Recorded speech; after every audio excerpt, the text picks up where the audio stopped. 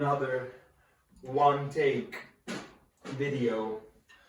I'm going to talk about the importance of counting, maybe not counting per se, but vocalizing the pulse. I think it's really important because it makes you internalize the movement. It makes you internalize the movements according to the pulse. So first, let's take vocal pulsing as a constant, and if you can count steadily, like cha cha cha cha, you can stay consistent if you line up what you play with that, because we as humans have very good rhythm because we can speak. Just like Adam Neely said in one video, counting is really important, and to us drummers it can get really frustrating because you have to control all these 5 limbs.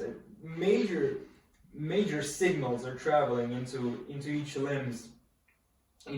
limbs for you to be able to do that. So what you have to do is you have to be patient and really grind to get it, and not get distracted and side fucked by chops. Another point, yeah, chops are good for practicing your body to do that, but I think they're useless, and I'm so lucky that I'm this lazy, so I never practice them. Okay, so that's maybe the only time where my laziness saved me. Okay, so let's do this. What you have to do is you have to be able to play offbeat 16th notes. What would be like, this is downbeat, 16th note pulse, downbeat, and then you have to play. You have to get those tight. I mean, everyone. I mean, every time a bassist comes here, I mean, bassist should be the timekeeper. We as drummers, I think that we are time decorators, but bassists are timekeepers. And when a bassist comes and he has a guitarist mindset, he is not a good bassist now, is he? I get them to play, okay bro, try playing this. I give him this, like play this. Maybe even slower, like. They can play that, but if you displace that physical pattern by 1/16th note, they can no longer play it because their mind is not developed. For example, they can play this, but they cannot play this. Maybe even if this is on the offbeats, like, they cannot play that. Fuck no, man, they cannot play that. But you just have to ignore those guys and develop that inner pulse. And of course, with the hi-hat pulsing video that I posted, I don't know, a while ago, link the vocalizing to the hi-hat pulse. So get those two together so that when you play really dense, you can put 5% of your CPU into the hi-hat, and then you have 50% for vocabulary and other remaining to focus on dynamics and listening. So if you are able to externalize this pulse, if you link this with your vocals, man, sky is the limit. You can do whatever the fuck you want, basically.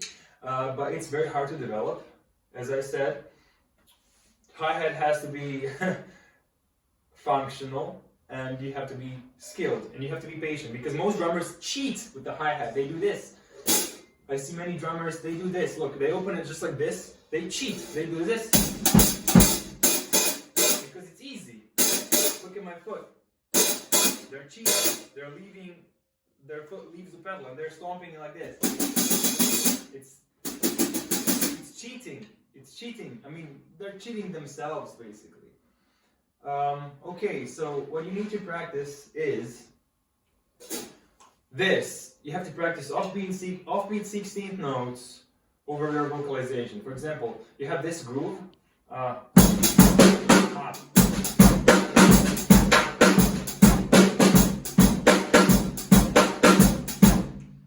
And you have to play it over that. For example,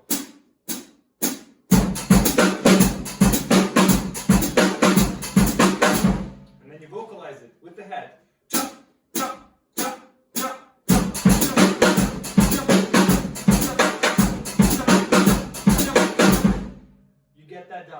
I'm still learning this, and I'm posting this mostly for myself.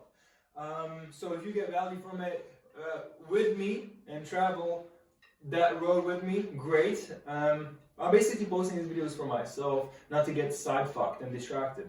When I often open my YouTube to see how well I played with my friend Sven, and I see these videos that I post, and I would like to remind myself of what is really important. And if you find them, great. Okay, so next thing is, when you externalize this, try playing that only over your vocal polls. For example, cha, cha, cha, cha.